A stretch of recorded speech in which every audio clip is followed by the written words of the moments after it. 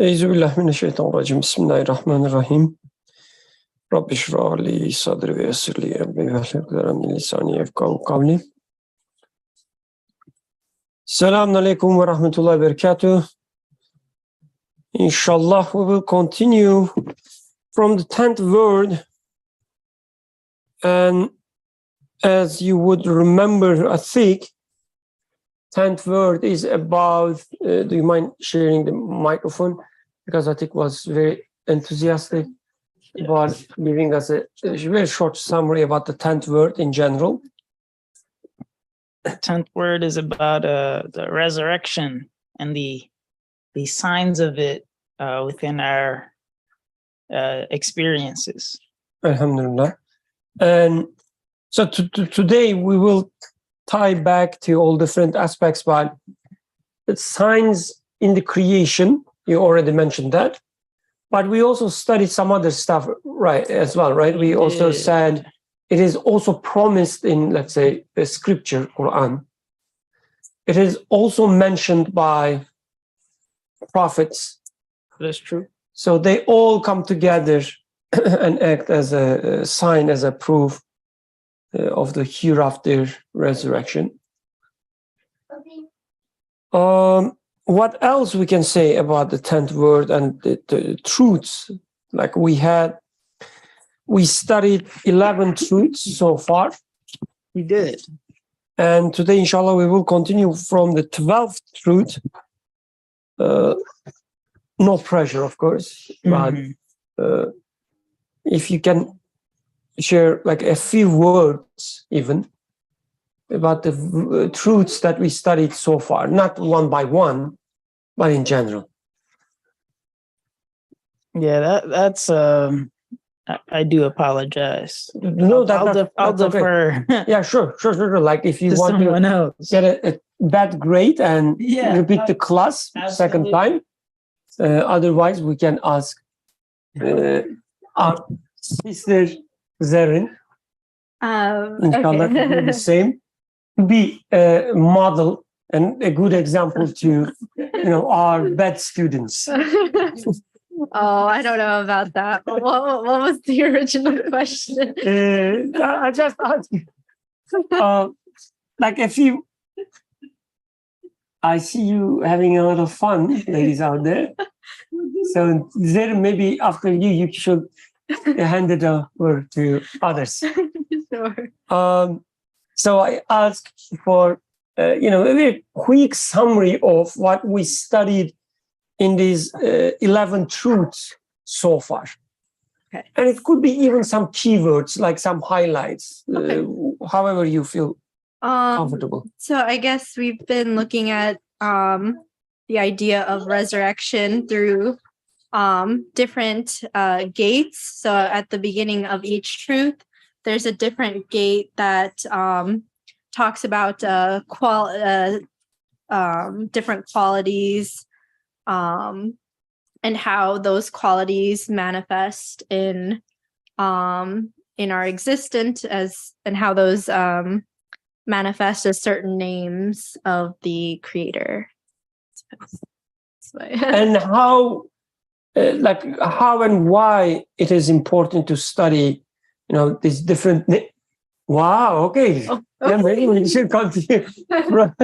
I think how and why it is important to study these names and how they manifest in the creation when we study resurrection.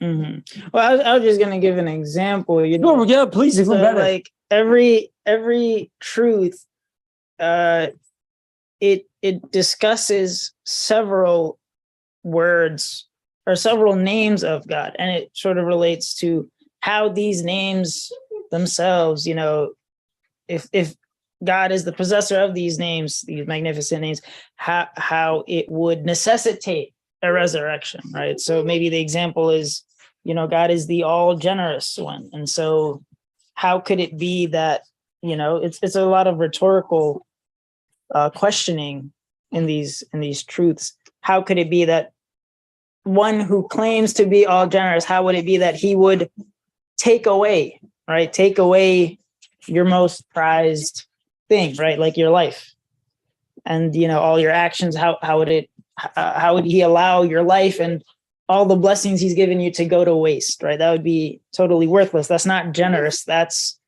maybe the opposite of generous to do that. And so in that way, through that name, you understand that there has to be a resurrection. And so the author goes through that method with a lot of other names. Alhamdulillah, that's great. So going back to Zarin.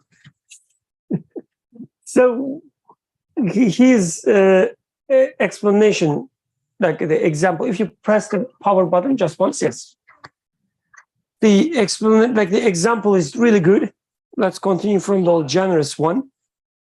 Everything was great. There was one part that I couldn't resonate, exactly when he says, the creator claims to be the all generous one. So that necessitates giving the resurrection. So, it makes sense, the argument wise, to, let's say, nullify a claim in Quran, for instance. But from our perspective, the methodology we follow, we wouldn't start from such a claim. Like, we wouldn't say that the God claims to be all generous. The author follows something else, like another direction. How would you, mention the same thing? Okay, so I guess the approach that the author tends to take is like starting within the creation.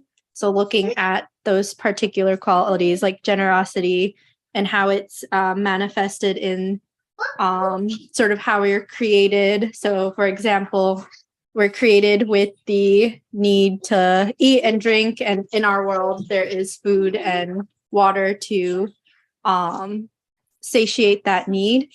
But there are also things in, so basically I think one major point was that things in this creation we observe to be transient, and they don't last forever. So there must be, if our needs are still met, though, there must be that must necessitate a creator who is the source of sort of all the qualities that we observe in the creation that are transient. But if we can observe them, that means there must be an ultimate source to that. Alhamdulillah. So everywhere I look, I see that there's mercy in the creation. But this is regardless where I look. And the mercy I see is all-encompassing mercy that I see in the creation.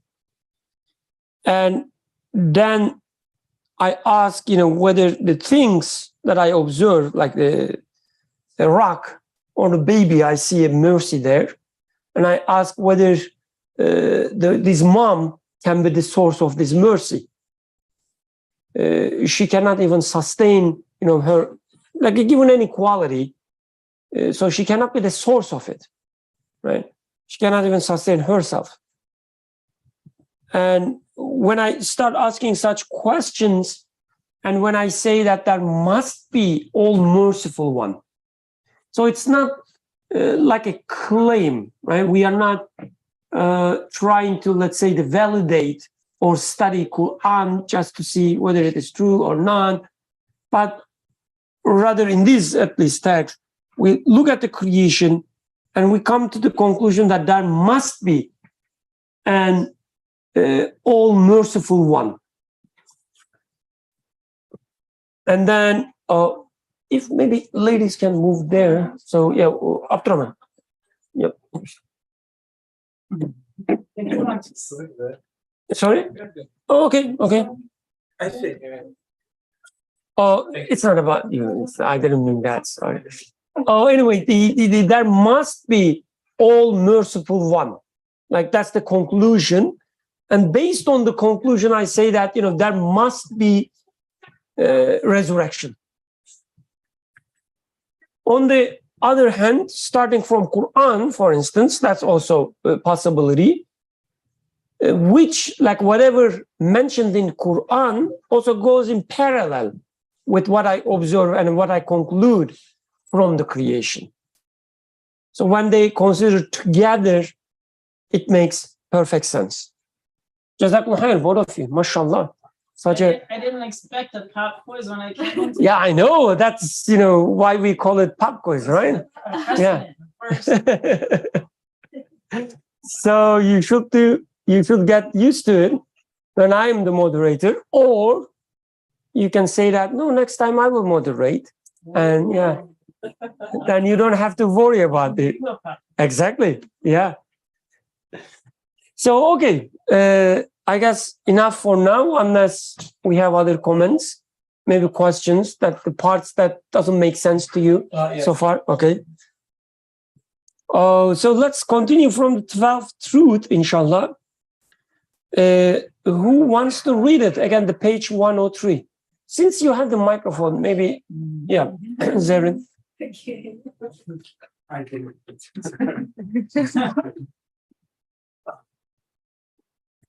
Okay, Bismillah. I will be reading the 12th truth, which is the gate of messengerhood and revelation and the manifestation of, in the name of God, the merciful, the compassionate.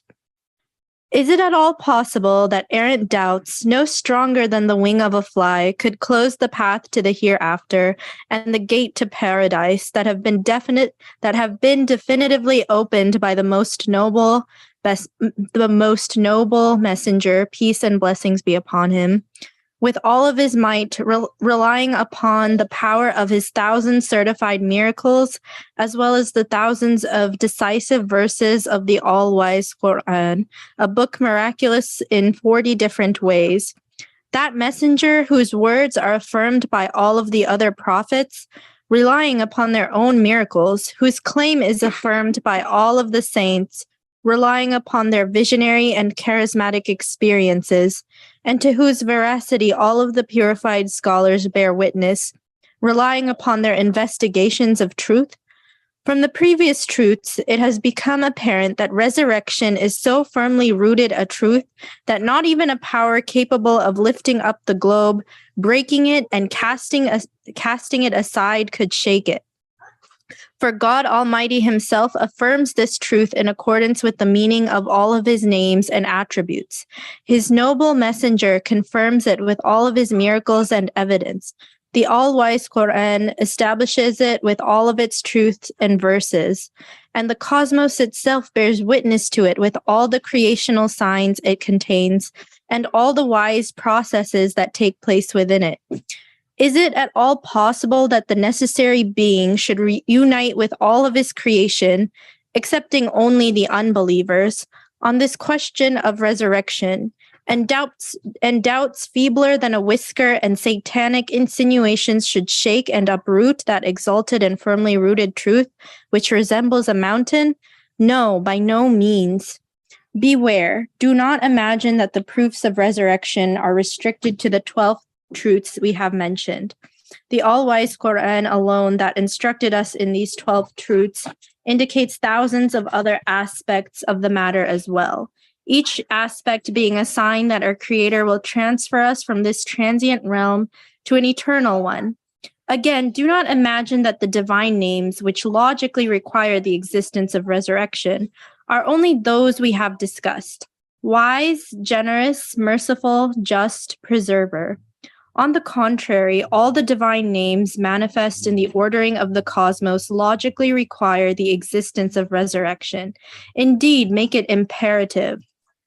Do not imagine either that the creational signs indicating resurrection are confined to those we have mentioned above. On the contrary, in the majority of beings, there exist different aspects and qualities that are like curtains opening to the right and the left. One aspect bears witness to the Maker, and the other aspect indicates resurrection. For example, the beauty of man's being, fashioned as he is in the fairest of forms, demonstrates the existence of the Maker, while at the same time, the fact that together with his comprehensive abilities lodged in that fairest of forms, he soon declines and dies, demonstrates the existence of resurrection. Sometimes, if one looks at the same aspect in two different ways, one sees that it demonstrates the existence both of the maker and of resurrection. For example, if one looks at the wise ordering, the just balance, the gracious adornment, and the merciful favor inherent in most things, they are seen to demonstrate that they proceed from the powerful hand of a wise, generous, just, and merciful maker. So too, if one looks at the brief and insignificant life of the transient beings that are the manifestations of these qualities, despite their power and infinitude, the hereafter appears before one. In other words, all things silently recite and cause others to recite, I believe in God and the last day. Jazakallah khair. Very beautiful. The text is very beautiful as well.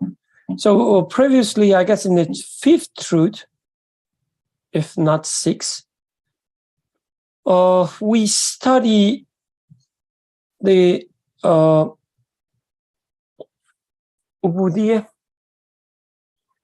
the worship, right? It was translated as worship. Okay, the worship of prophet.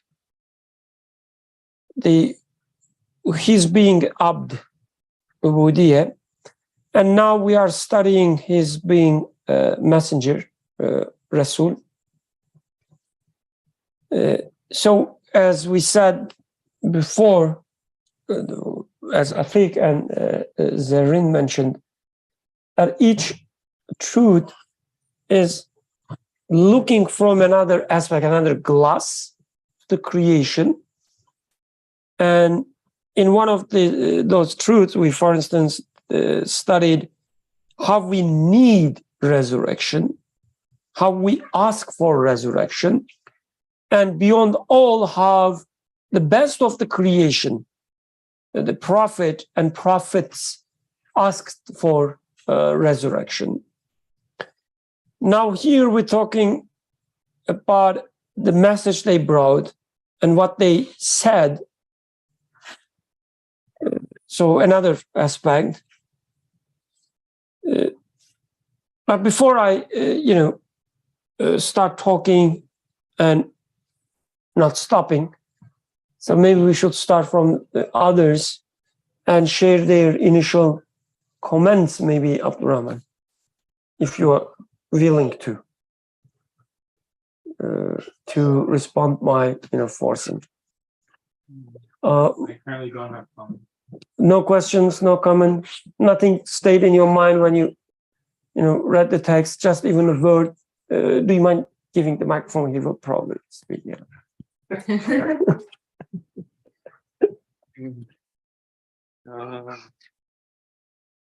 Words that caught my attention. Yeah, just keywords. Well, one, I remember he said power of a globe. Where was that?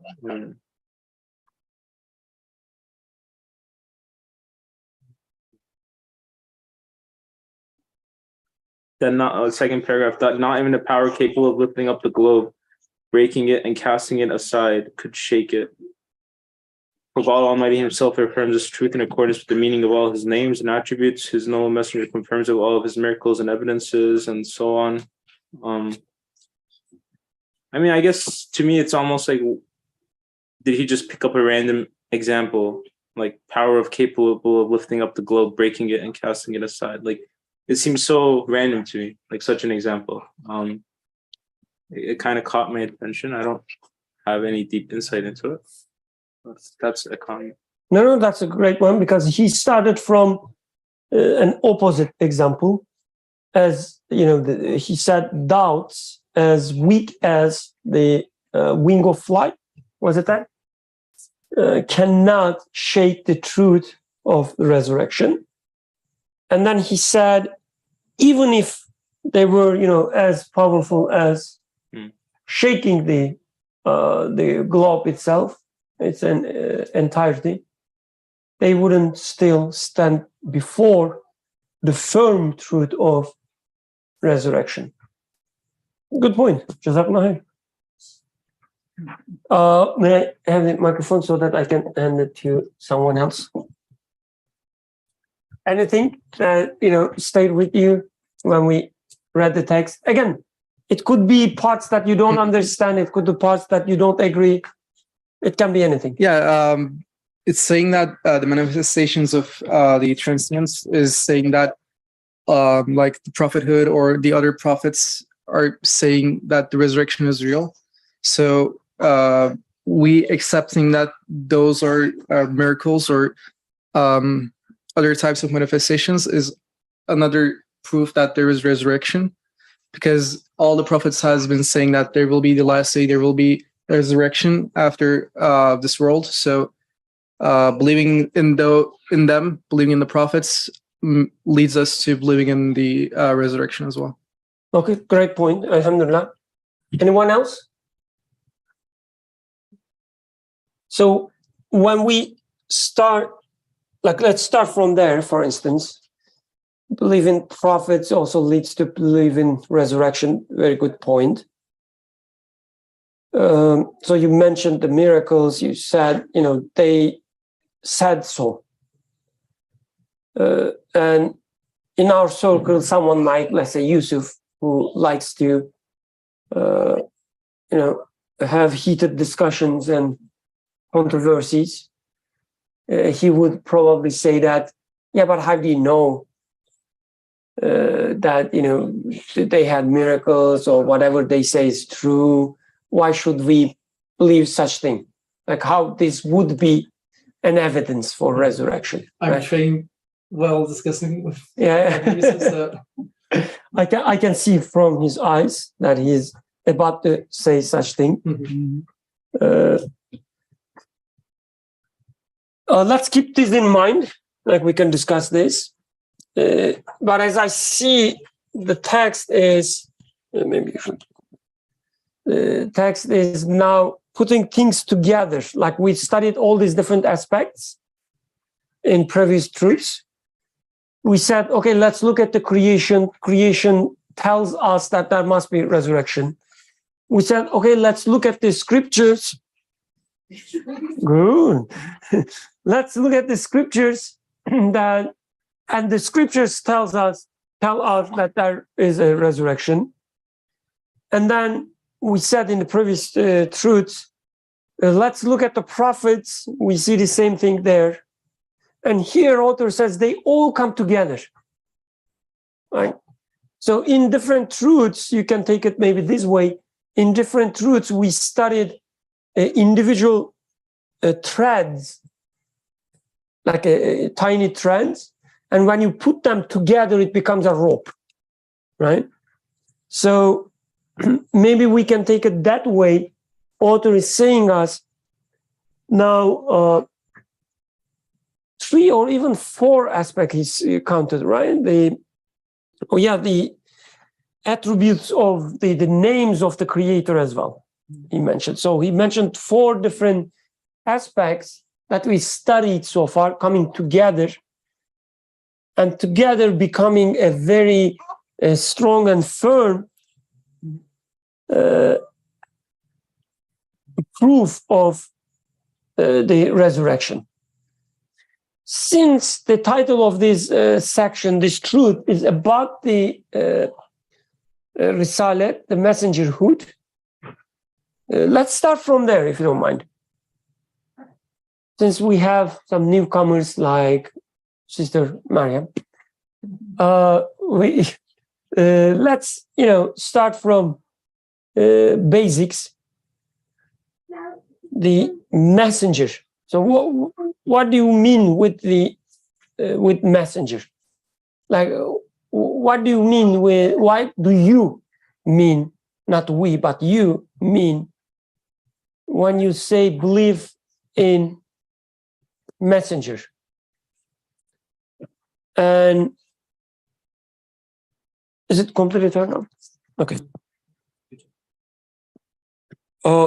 Any volunteer? Believe in messenger. Oh, go ahead, please.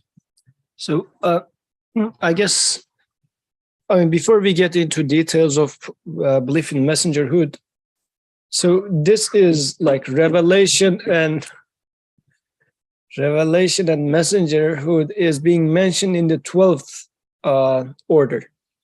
Like he has been going through different divine names so far, and before presenting a divine name as a proof, he used to arrive to that divine name or the existence of that divine name from the creation. This had been his approach. And normally, if you would say that, why do you believe in afterlife? Or like an average person's answer would be, Quran says so, Prophet said so. But the author is now mentioning this at 12th. Like he didn't say that, I don't care about this. He do care about it, but he put it at 12th. So I think this is one of the observations we should make. And now I am thinking, where are we in the first place? Because within this 12, he is mentioning some whispers that one might have or doubts. And if you think about it, maybe even when we ask, why don't you believe in afterlife? People would say, well, look at all those smart people, all those professors and everything. They all deny such a thing. Like such a thing doesn't exist. And all the smart people that I know of at Drexel, Penn, Harvard, whatever, they all deny. I'm a smart person. I don't. Well, you are in none of them. Chop, I didn't say chop. So this is becoming another source of doubt for us. Possibly it's being utilized as such, as if those people are authority in today's society. And those authorities are saying that, well, there's no such thing as afterlife, so I should be following what they say. But now the author is saying that who is the authority on this matter of afterlife, resurrection? And by authority, I mean, like, for example, when it comes to like which disease is treated in what way, I would listen to a medical doctor. I wouldn't listen to an engineer, for example, because a doctor is an authority for that. They put effort and learned about it and whatnot. So when it comes to afterlife, who is the authority in here? Who is the expert in this sense? I think this is where we can maybe start the discussion about who is a messenger. Why is he really an authority? He should be an authority so that I would say, well, whatever this person says makes sense because he is the best and the most expert on this topic. So maybe then we can ask the question, the messenger, is he an authority when it comes to the matter of resurrection or anything of this sort? Alhamdulillah, very beautiful. That's a really great point. Like when it comes to matters of belief, whether it is hereafter or angels or books and so on, we usually listen to the ideas of people who haven't even spent a second to think about it. Like the people with all these long titles. My title is very long, by the way, just for the record. With very long titles and so on and so forth, they write books. They come up with the other type of programmings and so on. But when you listen to them, you realize that they haven't even thought about it. Forget about being expert. So when it comes to such a matter hereafter, even to discuss about it, where do you start?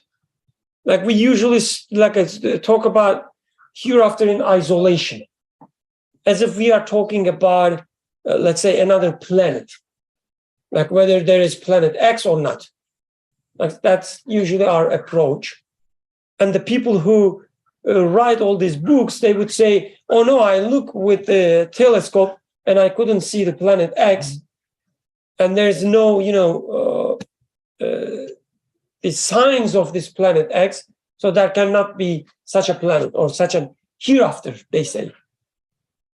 They talk about, all these myths, some anthropological, the explanations and so on and so forth, but treat the hereafter, as a matter of, let's say,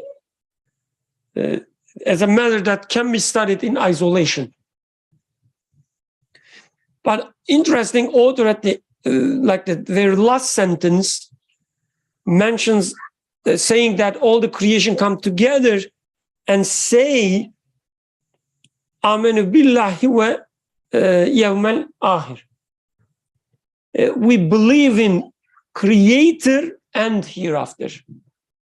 So belief in hereafter make only sense, or even studying, trying to understanding the hereafter only makes sense if you have an understanding of a creator. So again, like if you think that this universe happened by itself, there's no creator. This universe is there just by itself. The matter is what is it? Eternal. Yeah. And the rules, the things that we call as natural laws and so on, are in play. They have this creative power. And then the universe is, working like a machine. If this is what you believe, then there is no even place to discuss about the hereafter. Because hereafter becomes, as I said, it's like just a planet X. But when we say hereafter, when I say hereafter, when author says hereafter, he means something specific. He means something else. He says, the one who created this universe. So he starts from a belief in creation, not belief in happening. The universe does not happen, but the universe come to existence through creation, he says. If this is the so, and this is what I observe, what I conclude, then based on that, he start with arguments. And what I'm saying, why I'm saying this, if this is the case, if you say that, okay, there must be a creator, then you ask the questions that you have about the hereafter to the creator. You said, my creator giving me, creating me in this way, giving me all these questions in me about the eternity, hereafter, and so on, he must give me the answers, right? So this is the expert that you are looking for now. If you don't believe in God or a creator, then there cannot be any expert, whether it's a scientist or a philosopher or a poem or someone calling himself as a prophet, whatever it means. If there's no creator, there is no prophet. There cannot be any expert. If you ask me, I don't know what you think. So we can think about, even talk about an expert, starting with a belief in creator. If there's a creator, if everything is being created, then I say there must be an expert who, someone, speaking with the word of the creator. Right? That's now I'm looking for such an expert in the matter. And to me, the belief in prophet starts from there, from my need to find an expert. Because obviously I'm not an expert. Maybe we can continue from there. We can start from there. Oh, there's a comment. Okay. Oh, just a second. Sorry, I did something silly. Suhail says, I would just add, one has to accept messengership first to listen to him. If I deny messengership, then what he says about resurrection would potentially fall on deaf ears. Yeah, exactly. Sohail, please go ahead. Assalamu alaikum. Also, to go back to where he says, his noble messenger confirms it with all of his miracles and evidences. I took it in this way when he writes this, and I could be wrong. Maybe he intends, something different. But, for someone to come with just focusing on the miracles aspect, as Nursi always says, like everything has two faces: one towards the creator or its creator, and the creator, therefore, of everything, all things, and one towards the resurrection or hereafter. In some sense, I guess miracles, because they're a part of this world, are, the same thing. In that, like, if I think about, for example, a prophetic miracle, or really some sort of really in reality an extraordinary event, an event that I'm not used to, like I guess the splitting of the moon, or the water coming from his I believe it was his hand, or like what was it, milk being, or like or a jar, or not jar, but a container of milk being not being sort of diminished by people drinking it, and obviously numerous more. But in some sense, I guess, like they also look towards the hereafter, because if I were to think about it, what is really the point of these extraordinary events? Like if there was no hereafter, so what if a messenger is here and he says to believe in the creator and to submit to his will and to worship him alone? Like, what difference does it make if I'm going to be dead anyway in the end? So it's pointless. So in some sense, like the fact that through the prophetic hand, the entire universe that I'm used to is questioned, like through these sort of extraordinary events that I'm not used to, makes me question, then, like, what am I actually doing here then? In some sense, like, what's my purpose of being? Where am I going? If really the universe is so malleable, like it can be just thrown into a different way that I'm not accustomed to, then what is the point of all of this then? Like, if things aren't as I expect them to be, then really is anything as it should be? Or does it even have anything have to even be? And so therefore, what is the purpose of being? And I don't know if he means miracles as evidences, or does he mean evidences as something else? Maybe he's referring therefore afterwards to the Quran, or maybe to his sort of his ascension, or etc. But to me, also miracles would be sort of evidences to that. In some sense, yes, I can take it that, oh, this guy knows what he's talking about. He's serious about the matter he's talking about. He's qualified. Like, this is somebody to be taken seriously if he says there is a resurrection. So take your life seriously and what your purpose of being. But I guess in another sense also, the fact that there are miracles says, hey, take my life seriously. Take what the meaning of this world is seriously. So in some sense, I guess you could take it in two different respects.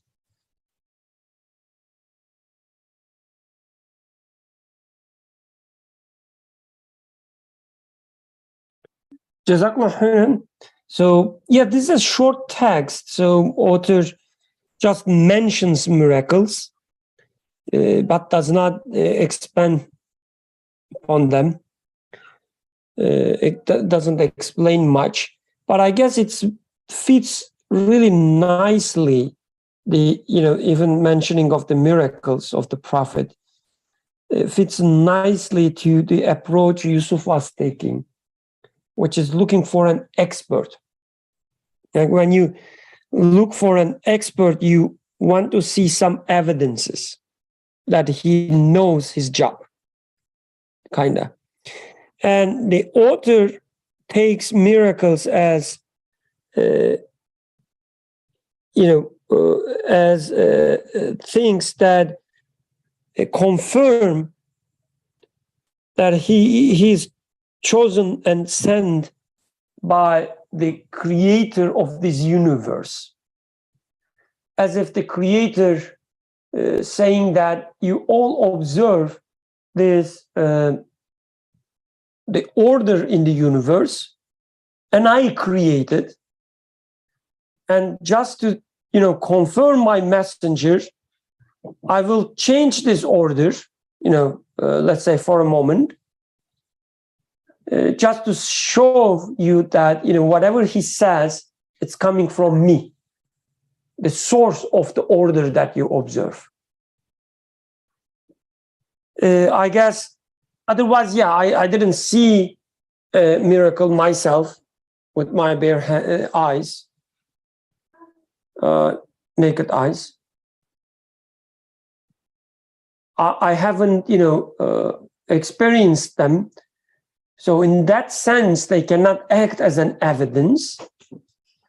But conceptually, when you say, Suhail, in your message, they comment that one has to accept messengership, the idea of prophet, idea of messenger, that there must be a messenger. In the same way, I would say there must be also, there must be miracles. And what I mean with that, whoever comes with the claim of the messengership, he must be accompanied by very clear signs telling that he is from the creator of the universe. So I take the miracles as, that way, within the scope of this text, at least. And from the very beginning, we were observing proofs of the claims from within creation. And miracles of messengers has been from within the creation. Like they were coming with a claim that, oh human, you're made, your maker should talk to you. That maker talked to me, and here is his message. So this is how they come. Yes, if you explore the message and everything, you can confirm that what you are saying is in alignment with how the creation is. So it looks like you might really be telling me the truth, that you are really my creator talk to you. But miracles were also proofs within creation to the prophethood of the prophets. So it is in well alignment in terms of methodology that the proof of prophethood for prophets were given from within the creation. So I think in this sense it's valuable. And in terms of so how do I know that these are true and whatnot? So this is a discussion of its own in terms of why miracles are necessary for prophets and were they correct and whatnot. But even today, this is why I think the author even mentioned Quran being the miracle, which is accessible to me today, here and now, coming in the hands of a human like Prophet ﷺ, testifies that the rest of them, like this is because beyond human capacity to come up with such a speech. Likewise, then when I hear narrations of other miracles, I say, yes, indeed, it must be so.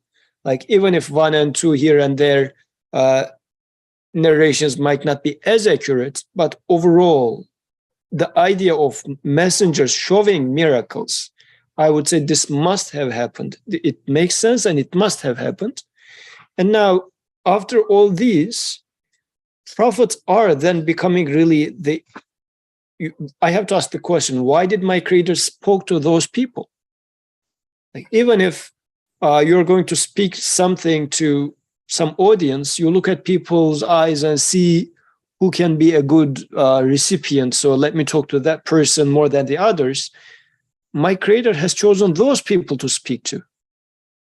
the all-wise creator has chosen first and foremost speaking to those people. So in this sense, really the one who identified those experts are the creator. So in this sense, I guess this is first and foremost important thing. A few days ago, I don't know if I saw it in Twitter or something, somebody was saying that somebody speaking in British accent, like common misconceptions was the title, and says somebody speaking in British accent doesn't mean that they are smarter. So like this is sort of the thing, right? We take it as if it's an authority. By just speaking British accent, you become an authority. So the expertness in the sense of what's the purpose of this life, where do I come from, where do I go to, my maker should identify those people. And those people are not going to stay in the blind. They should come out and speak. Hence, prophets are the ones that I would turn to and listen to what they say.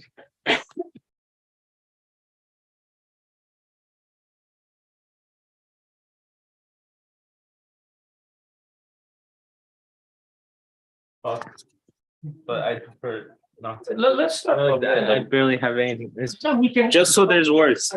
Just so because you guys talking, so I'll talk to help hopefully. But so initially I was confused by maybe the wording in the beginning. It said, is it at all possible that the errant doubts no stronger than the wing of a fly could close a path to hereafter and the gate to paradise that had been definitively opened by the most noble messenger? So I thought, okay, he opened this gate and path, and then the rest of it are just some evidences for it. But I think reading the original, it means that they're all proofs, like all of them put together are individual proofs that when together are adding strength to each other, like the messenger, the saints, the scholars, and the Quran, all of it together is like a lot of evidence, which makes more sense to me. I guess I'm thinking of this concept of messenger, and I know we talk about it a lot. However, I think I always end up with the same conclusion with being, he isn't part of my life, like he isn't. And I could try to act like he is. I could try to give it importance, but he himself is not. And I think, so I was trying to wonder, where is like the weight of this then? Like, how is this so important? However, I think when it comes to resurrection, I think if we studied all 11 truths up to this point, but then what ended was there was not a single messenger, or there was not a single person that said, oh, here's a hereafter, and I am bringing this message. I think all of it we can go to trash, all 11 of it. Like, it doesn't matter what we studied up until this point. It doesn't end on this point of messengership, or a message doesn't come, whether it happened 1,500 years ago or millions of years ago. Like, if such a message does not come at any point, then none of this matters to me, actually, because it needs to happen. I need to have some type of message. And yeah, I think it's also like he basically, I think also outlined the tree of how it finally reaches me as well, like the purified scholars and the saints and the verses, and then up and up and up, it kind of like goes up like a tree all the way to the messenger. So I think the relationship, at the bottom of the leaves, I guess, of that tree, I can have that relationship so that I can see that there is a message. And I think their messengership becomes extremely important, because otherwise the rest of it is like we just read it from our phones. Alhamdulillah. Maybe one the comment about the first thing, which is also related to the second thing you said, the messenger opening the gate for the resurrection, the idea of the resurrection. And then you said all of them come together. It's not only messenger, it's the messenger, the names of the creator as they manifest in the creation, the signs in the creation, and then the Quran and so on and so forth, all come together. That's true. But to me, it sounds like, at least it feels like there's a special place for the messenger, because even the way we read the universe, we learned it from the messenger. Like if you were left alone, you would end up with anyone else who says they don't believe in God. You would be looking at the same universe, and you would be just, I don't know, drinking your drink and say, "Ah, yeah, this is beautiful." That's all you would be saying. But the messenger, because messenger taught us personally that the creation should be read in this way, now we can talk about how the signs in the creation points to something. So I think that in this way, the messenger has a special place. That's one thing. Another thing, which is, I guess, a continuation of the same thought. When we say messenger is not with us and, not part of my life, so which reminded me, a Turkish politician once said, he was having conversation with Ghazali and others, the scholars. Doesn't matter who's the guy. But at that time, I found it, of course, entertaining. But when you think about it, like imagine you are an engineer. He raised his eyebrow because he said, "I'm already an engineer." Another type of engineer, just, bear with me. Imagine you are an engineer who works with rockets or some other machines that move. Yeah. Like a Rocket scientist. Actual doctor actual PhDs versus philosophers. This guy, yeah. So you are an engineer who, making things move, let's say. And you are into it, you are studying it, and so on and so forth. And I would say, if somebody tells you that Newton doesn't have place in your life, you would say, "What are you talking about? Like I'm having conversation with him all the time," you would say, right? So I think the same way, every time you try to make sense of your life and the creation around you, every time you think about the way that you read the universe, your life, every time you remember the scholars who taught you how to read the universe in this way and so on, you are sending a salah and salam to your prophet, who opened the gates of such a understanding. So to me, and I don't think this is just a personal thing, it's a matter of how we look. And I feel like most people would agree that the prophet has a place in our life, very the proximal, very close, like a place in our life. Every time I ask a question, whether this is the right thing to do or not, my mind directly goes and asks, how would prophet do it? Because as we said, I am looking for this expert in my life.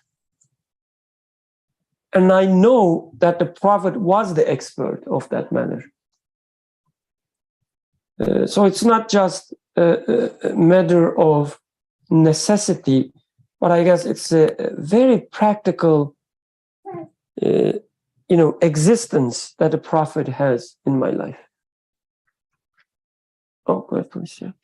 And I guess to reach to what you said, I need to understand prophet a little bit, because otherwise it might be that prophet has this like kind grandfather-like figure. If prophet is this sort of a figure in my head, like he was a good, pious grandfather-like person, then he wouldn't be that expert in my understanding, because expert means he's sure about that. He has an evidence within himself. But when it comes to like a kind grandfatherly like figure, you just like, at least this is how I get to take it from my cultural or family cultural background. It's like those pious people are too good intentional. You can trick them so easily, but they are very kind. So you would like to agree with them because they are so agreeable. Like this sort of, if this is the picture of prophet in my head, and so authoritatively imagine Newton or anybody as such, those are the people super questioning, trying to understand based on like experiments and everything. Like this agreeable grandfatherly figure versus those experimental With British accent. this type of things. So then this sort of a thing is becoming like relying on messenger. And even when we talk about students of messenger, like was there a teaching sort of a thing? So I guess maybe I am too much brainwashed with this Western world's, what is it? Let's say secular world, because like today the East is not different than Yeah.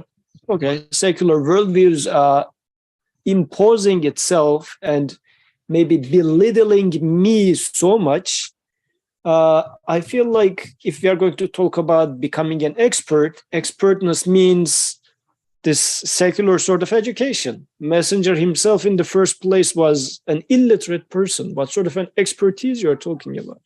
Or even if you think about like the religious scholarship to the extent you have access to in the past, like they were not Harvards or like this sort of things. Or if we are talking about Turkey, all those schools were shut down at some point. So there are not even examples of those schools left behind within the last 100 years.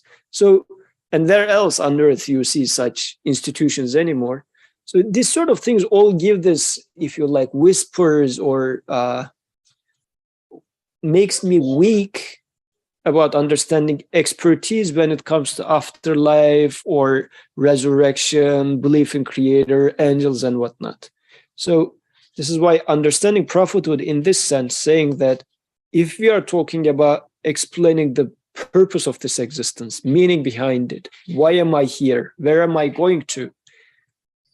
Messenger must be and is the person who had answers, who bared witness to those answers first and foremost by himself, like 100% convinced about them by seeing the evidences, and he bore witness to them. It was not like he was saying, oh, I am so agreeable, so I guess, or I accept there's afterlife. No, that person, he himself first bore witness to those claims or those ideas, however you would like to put it, and then demonstrated it with his life, raised people throughout his life. Those people trained many people afterwards. Then I am starting seeing that, oh, there's this giant tradition of experts there. Something that is incomparably much more stronger than Newton and his tradition of scholarship.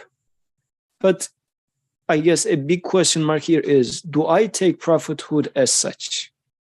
Or is it still like this cotton beard, nice, agreeable uncles that are just there? And I mean, they are doing their thing. They're nice people. And just let's take them, whatever they say.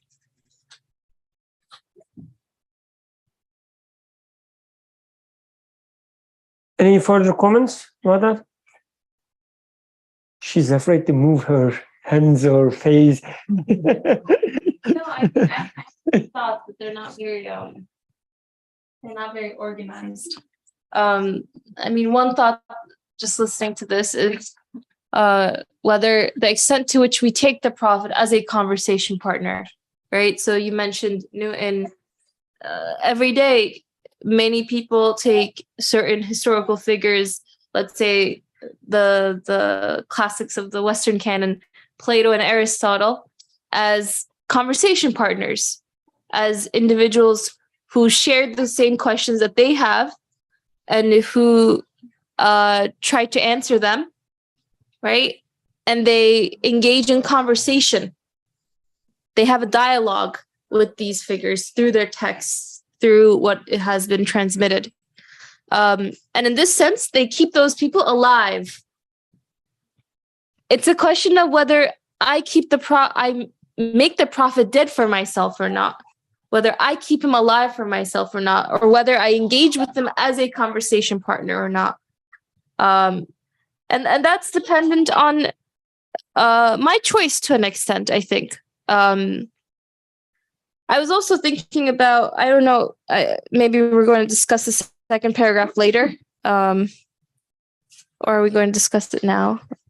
Oh, we are not going in order in the paragraph, so you Okay, can okay. you can jump. Well, I was any thinking place you this like. paragraph, I think it's a very strong paragraph, right? There's 4 different things that he's mentioning there, that God Almighty himself affirms this truth of resurrection in accordance or even with by necessity of the meaning of his names. That's one. That the messenger sallallahu alaihi wasallam confirms it with his miracles and evidences. That's 2. The Quran establishes it with its truths and verses. That's 3. And the cosmos bears itself bears witness to it with all of its creational signs. That's 4. And so, like, thinking about, and there's also like,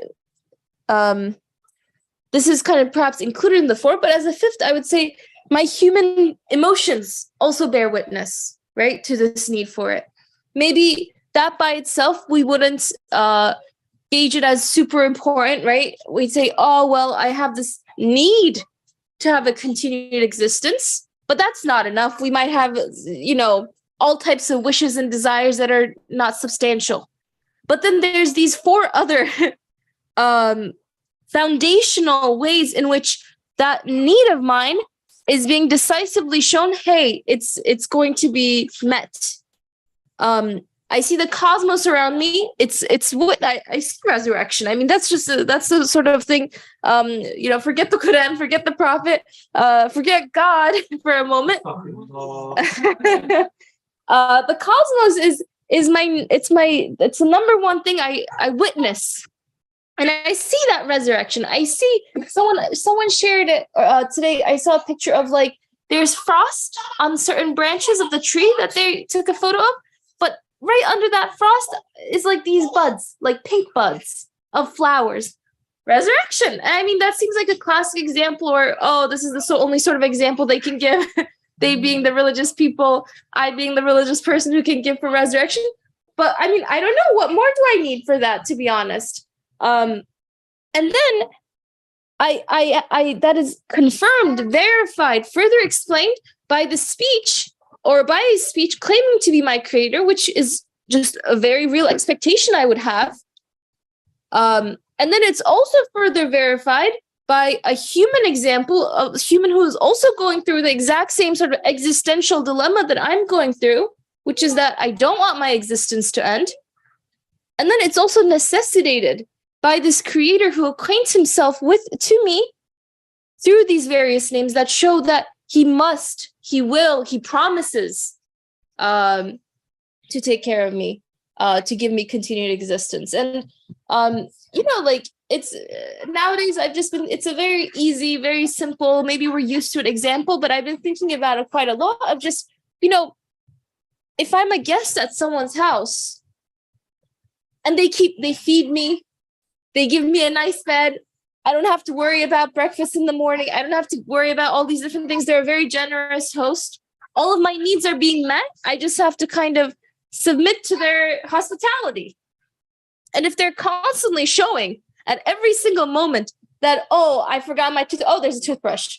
I actually like cookies at night before I go to sleep. There's cookies by my bedside. Like all these needs that I have are being constantly met. And I see this sort of absolute generosity and absolute mercy. It makes perfect sense to me that by virtue of all these other qualities that are being manifested to me, that the thing that I am in most need of will also then be met in the fullest sense. So I'm mentioning all of this because I think this, again, like he starts it with a very strong claim, which when I read it as well, and maybe Abdurrahman drew attention to it in the beginning, is very, that the truth of resurrection is so firmly rooted in truth that not a power capable of lifting up the globe, breaking it, and casting it aside could shake it. When I read it, I was like, well, I mean, I'm sure he wrote like nice truths, but were they that strong that he can make this statement? But then he continues with these four ways that establish that truth within my life, that allow me to witness it. That to me, it makes perfect sense that all of that versus just these sort of superficial, whimsical doubts. Oh, well, what is it really?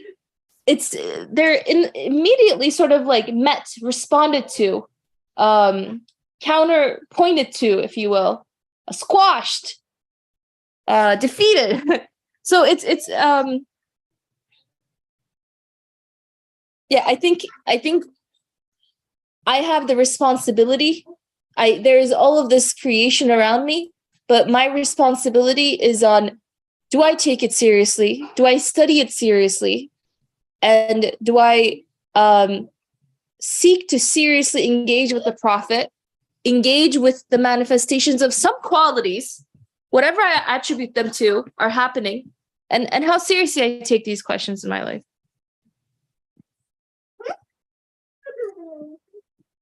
Jazakallah. I guess before he was trying to say something. You just, used your authority and. That was his generosity. If you have comments, well, I guess maybe it's slightly relevant. I wanted to so taking the prophet seriously, you kind of mentioned that, and then we've been talking a lot about prophethood and being relevant in my daily life, and I think the way, it opened a bit more to me, and he points at it in the first sentence. He says, could close the path to the hereafter and the gate to paradise that have been definitively opened. So there's a path and there's a gate to paradise. I think without a doubt, everyone would agree. Maybe let me not say everyone, but I would definitely agree that the gate or the door to this message has been opened by the messenger, ﷺ. So, and I even feel the thanks for it at times. Oh, that he has brought this message. There's a gate there. However, that relationship, or he hasn't brought me, I would say, I guess maybe let me explain also this way. When I read this, so I should also kind of mention it. Like he's saying, oh, the power of a globe couldn't break this truth or something. If it raised up or something, there was no such thing. It almost, when I read it first, it sounds like someone's trying to sell me something. And I'm just like, wait a second. It's like watching a commercial and it's like, buy this, it's so amazing. But wait, you can get it even cheaper. But wait, it's even better and better. He keeps like, he definitely puts a lot of emotion into not selling, but like giving his evidence for it. And when it's so strong, it's like, wait a second, I need to take a step. Am I getting scammed? Is he like real? And the reason I feel this way, I guess the reason he feels this way is because he is walking in this path or this gate. And that's why he can, with so much conviction, say this. And that's why he can say that it all leads up to the messenger and that he has opened the gates and that the messenger has a lot of relevance to his life. To summarize, I think the little thing it added for me, like this paragraph, is there is a gate that has been opened by the messenger. But if I don't walk on this path, then I don't have a relationship with him. If I don't walk on this path, it doesn't matter how many hadith I've heard or how much Quran I've read. If I'm not walking on the path, if I'm not actually living, like when he says a hadith, right now one is not coming to my mind, but like he says, when you wake up, make this dua. Before you drink, make this dua. Even if I make that dua, what does that actually mean? If I'm not walking on that path of what does this actually mean, then I will never be able to connect with that same worldview he had. And then he will be dead for me. What does walking on that path look like?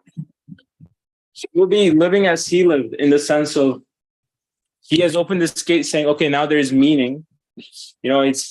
It's not a world of emptiness. In fact, it says, Ikra. That's like, I guess, the first message that has been brought with him. I think walking the path is, how did he try to find that message in his life? How did he live according to like the fact that, okay, now God exists, or God has like revealed himself to him. And now how does he try to worship? How does he try to live in that worldview? Like, I think Brother Feroz had said this like many retreats ago, but it's kind of resonated with me. It's the humanness. You can have a relationship with the Prophet through the humanness. However human you live, you can then feel the humanness the Prophet lived as he was revealed this message. How he felt when he was revealed this message, how he then viewed the world as he was revealed this message. And then you can have a very strong relationship with the Prophet in that sense. I think that comes with walking down this path. Like, he opened the gate, he opened the door, but the rest is up to me. Rest is up to you to walk on the path, but he also showed you the path. Like, he pointed, maybe, like, not like he didn't guide me on the path, pulling me by my hand. He pointed. So, like, when we say path, it's a combination of steps, right? The path, that you stay on the path, you walk on the path. But which path you walking on? It is the Prophet tells you that you should walk on this path. And every morning he tells you, as you said in your example, every morning he tells you, you should open up your eyes this way. Not another way, but this way. You should drink your water that way. You should treat your wife this way. She will treat you that way. He defined the path, and to the extent you walk on his path, but not someone else's path, because we know from the experience, right? There are multitudes of these paths. Some of them would tell you,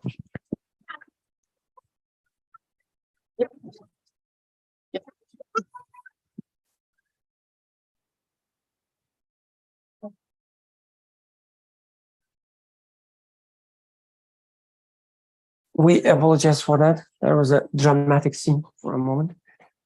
There are these multitudes of these paths. So somebody, like some of them would tell you, just forget about everything, just have your life, have fun. Another one to tell you, yeah, there is hereafter, and to attain it, you have to abandon everything in life. Some paths would tell you, right? But there is a specific path that the creator, the messenger showed us. The way he lived his life, is the path that I'm trying to follow.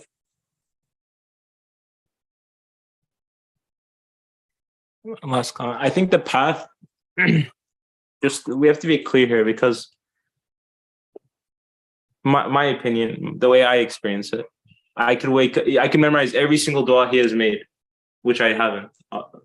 Maybe I should. But I can memorize every dua he has made, and I could say that every single day. I could eat and dress and look like how he looked, but I could have been nowhere near to anything the way he lived, at least internally. Like, externally, there are some milestones maybe, or guides of like, okay, within a mile, you could be like, you should be around this square mile, like in the desert, like you should be around here. there's like a sign saying, okay, go this way. There are signposts, but the path is not in saying those things by themselves. Like, I think for me, it has to be very clear that the path is the methodology or the worldview that the door he opened to like a message. Sorry, I'm not very clear, but okay, what you suppose? I don't think this is what you're saying, but I just want to underline it. That like the two don't have to be mutually exclusive, right? That sometimes participating in the exteriors, whether that's dressing a certain way, behaving a certain way, saying a certain dua, can be a means of living the interior and methodology of that message, which is what you're highlighting or emphasizing here. Like the two kind of go hand in hand in one sense. Like if I do, let's say, something focused on the exterior, then a whispering can come and say, well, you're not even living the actual, like, why do this? Whereas it can be a means of supporting living the message as well. It just like that occurred to me. You want to share that? Last thing. I think a better way to explain it, let's say I have an answer key to a test. Now I can pass that test according to like writing the right answers. I think the Prophet ﷺ has been an answer key in the sense that if I was asked a certain question, I know what the answer would be. However, I can't prove it. I can't come to the same conclusion. I can't maybe understand the inner mechanisms of it. Like, I don't understand that. So if I was asked a different question, that they changed the problem a little bit, I would fail if I didn't understand more about it. If I just stayed if it was just a multiple choice, I just knew the multiple choice answer, but I didn't go further. Okay, why was this the answer?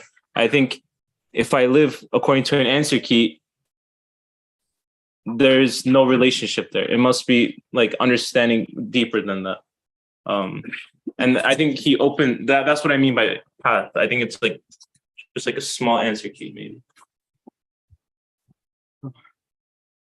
So I'm going to talk about another thing. Oh, I really apologize because this is the second time Suhail raises his hand and we couldn't give him opportunity to speak. I apologize, Suhail. Previously, it was children that I had to raise laptop so I couldn't see. It's yours now. Oh no, that's okay. I know you were almost out of time, so but anybody there can speak. It's okay.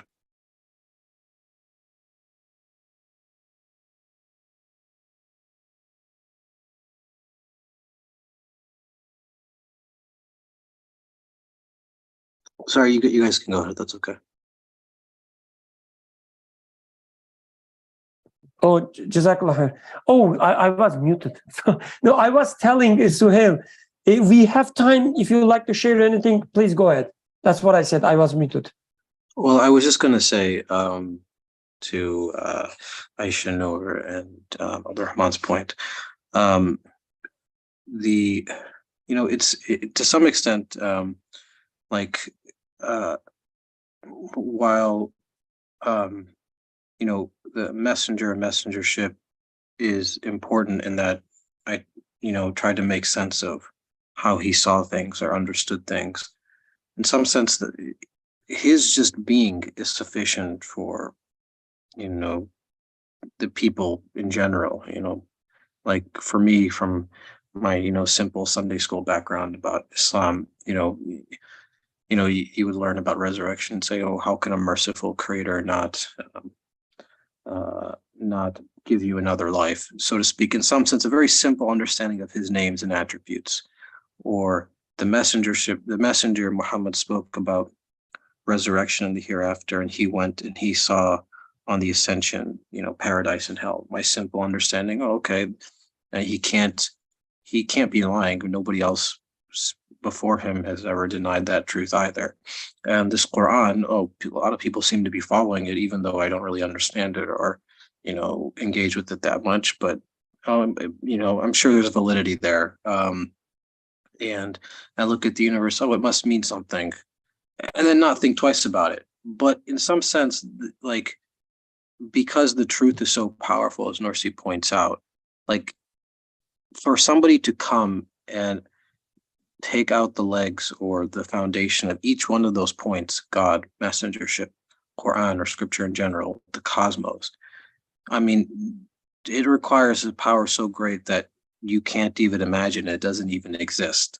And so for my simple self, just the very existence or being of messengership is important for my humanity, because in some sense, man needs, like, I can come to a conclusion that's fine, that's great, but in some sense, I also need some sort of corroboration, that my conclusion must be true. Like, I'm not saying what I'm saying is not right, but even the Quran said, I forget the verse where, who is it? Ibrahim says, when he talks about the resurrection, or and then but I forget, I have to go back to the verses, but essentially, like, are you not convinced? And so that my heart will be at ease. And then he says to bring 3 birds. So God asked him to bring 3 birds. In some sense, I need that. Like, I need messengership, because at least there is an authority appointed by God himself, the cosmos, the Lord of the cosmos, to say that what you feel or what you desire is true. Eternity must be true. And so much so that he will alter the universe, the order of the cosmos, to demonstrate it to you. These miracles and evidences that, it's so important how you feel, that not only am I going to send a man to show that it must be true and inform you that it must be true, but I will corroborate even his stating it by altering the entirety of the cosmos for you. So in some sense, the miracle is not just for Muhammad, but it's also for me, to not only corroborate his truthfulness or his veracity, but also for me saying that, what you desire is so important that the alteration of the cosmos will bear witness to it. And the Quran being the most important miracle of all, the preservation of it such that it reaches me and everybody else in this world at any time after his messengership, it's so important that even it's preserved. It's something serious to be taken. So even if I don't think about it more than that, like, oh, all these things are there for me, and I just say, okay, great, I'll just go about my life. Just that bare minimum is so powerful of proof that it proves the necessity of resurrection. And I guess what you're alluding to earlier, when it comes to the secular world, yeah, I mean, nobody thinks twice about, like, I always think with this example, nobody thinks twice about, oh, I have a phone that has GPS with maps on it, and I need to go find my direction when I'm lost. Nobody thinks twice, oh, hey, is, the theory of general relativity about which satellite technology and GPS and coordinates are based off true or not? No, I don't question it whatsoever. Nobody does. My simple understanding of physics, I don't question. It's like, oh, okay. It sounds like a true theory. It has some sort of, a lot of people say it, it has some veracity, and it actually works out in real life. And I utilize it and I go about my life. And I don't think twice about it when I open up my maps and I'm looking for the direction when I'm lost. In some senses, it's the same thing. I may be lost or looking for an answer. And all these things in unity, as he says, come together in unity.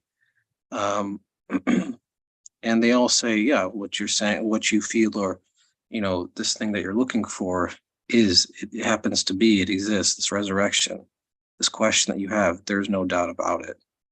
And as a simple individual, I can just go about my life. And then even if that's not satisfactory, like Abdurrahman was saying, the Prophet, opens the path and shows you the path by himself living it and being certain of it, such that and so much so that the Quran was revealed to him. So, he bears witness to it within his entirety of his being through the Quran, that I can live it too. I can actually try to reach that, at least a sort of aim for that pinnacle of prophecy. in my conviction, my certainty, my contentment. So, it's for everybody on the path, as simple or as deep as somebody wants to go. And it's just up to somebody, how content are they? How far did they choose to go? But it's there. And I don't think it's not satisfactory to an individual just simply being, told and, oh, okay, it sounds convincing, I'll go with it. That doesn't mean somebody can't go further.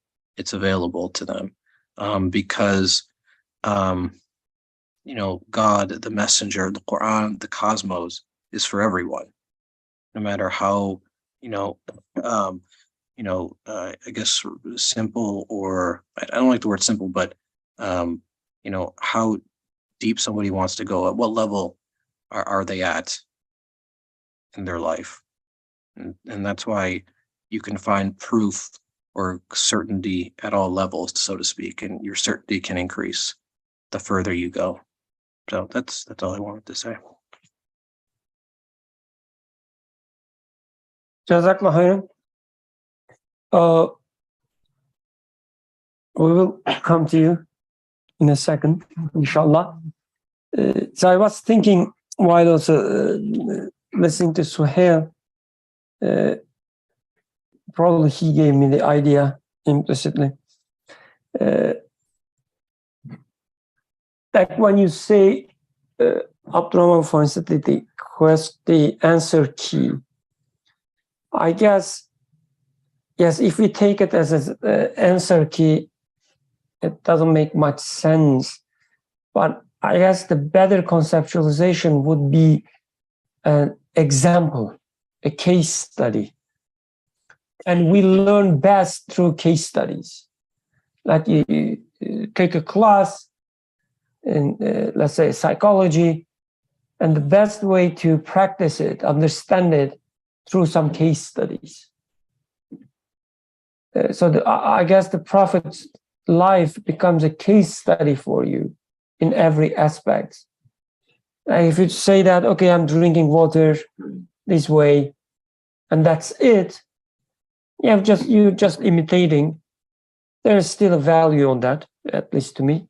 We can discuss this later, but you don't have to do that. You can take it as a case study and ask the question, okay, I'm trying to leave the idea of Tawheed, oneness of God,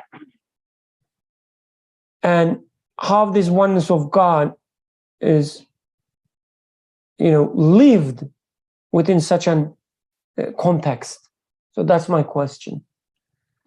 And you can say that, I will decide, or God will tell me, and then I will leave. Whatever I do is right.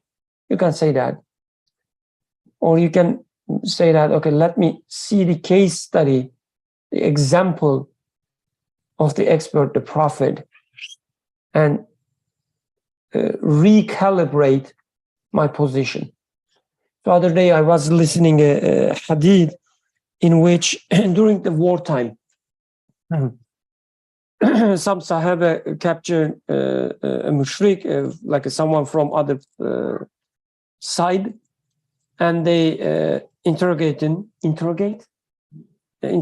him, asking him something. He doesn't answer, and then one of them, beat him, and then he starts telling lies to save himself.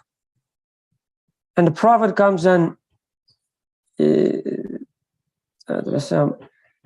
asks Sahaba, like, what are you doing? Why you are forcing him to lie? Just leave him alone.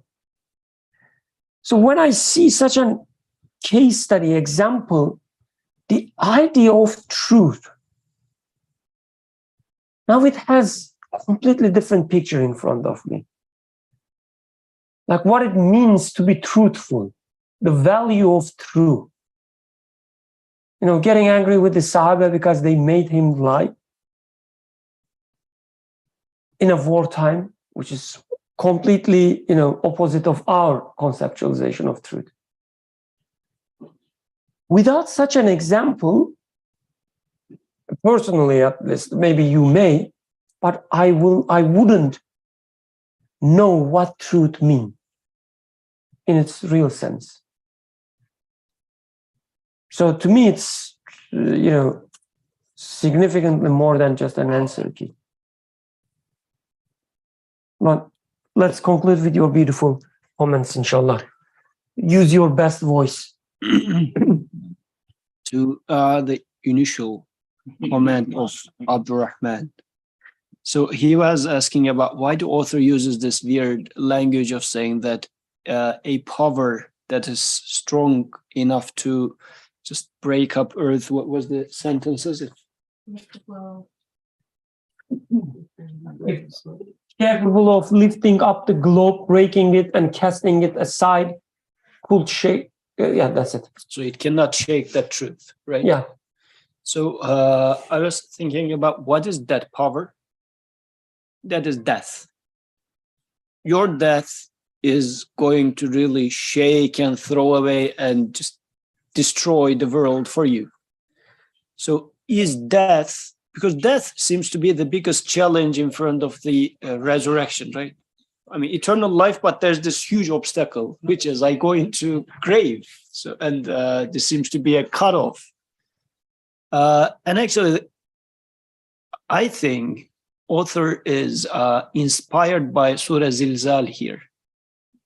إِذَا زُلْزِلَتِ الْأَرْضُ زِلْزَالَهَا وَأَخْرَجَتِ الْأَرْضُ أَثْقَالَهَا. So when the earth is shaken with a huge shake, and when its heaviness is thrown out, and then human says, وَقَالَ الْإِنسَانُ مَا لَهَا. What's happening here? Like it's something astonishing. Death happens, and you say, well, like this is happening. What am I going to do with that? It's death. Everything is destroyed.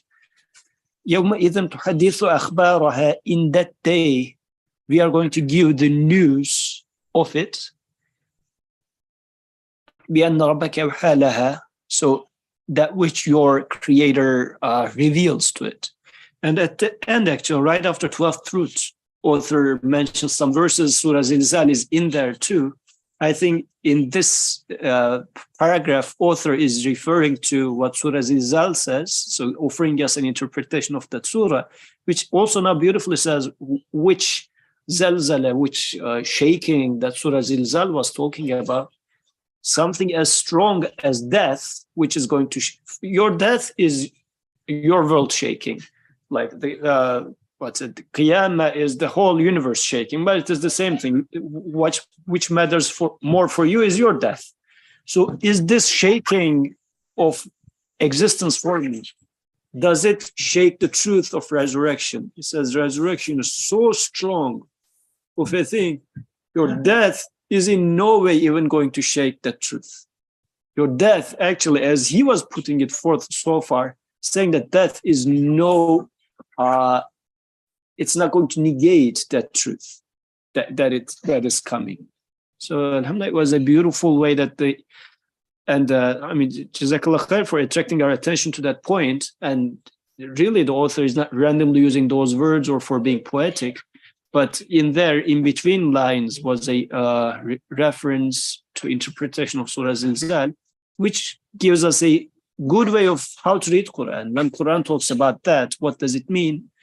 By Surah Zilzal, as now author understood, I'm repeating, but he is saying that even that shake, because يَوْمِئِذٍ تُحَدِّثُ أَخْبَارَهَا, on that day, it's going to tell us the news. Like death is the teller of resurrection. The death itself becomes the evidence for resurrection. So very beautifully, which is the last, almost the last word of this 12th truth. In other words, all things silently recite and cause others to recite. I believe in God and the last day. Yeah, and so the news. So in the translation, there was one word missing. So in other words, all things within their tongue of disposition. In the original text, this is what he used. Everything with their tongue of disposition, they say, I believe in God and the last day. So including death, life, everything with their tongue of disposition. I mean, the first part was clear to us so far in all those discussions. Everything points to their creator. Now the author says everything points to their creator and everything points to resurrection. So resurrection is so strong as Amantu Billah in the existence, and everything testifies to resurrection. You said something, maybe consciously or unconsciously, even death, tells you about the resurrection. An author in the last paragraph actually explained how things look at the resurrection through death. That's very beautiful. Like the doubt we had at the very beginning of this section, the author talked about doubt, and I guess they are coming from that moment, death, like a dying moment. That am I going to live forever, or is this just end? And author says, if there's death, if things are decaying, going away, they are telling you that there must be hereafter. In this last paragraph, we couldn't study it and did that. But yeah, let's conclude here. Absolutely. Can we conclude with the translation of Surah Zilzal? Yeah, please go ahead. This is from page 107 now. When the earth is shaken to her utmost convulsion, and the earth throws up her burdens from within, and man cries, "What is the matter with her?" On that day will she, the earth, declare her tidings, for that your Lord will have given her inspiration or revelation. On that day will men proceed in companies sorted out to be shown the deeds that they had done.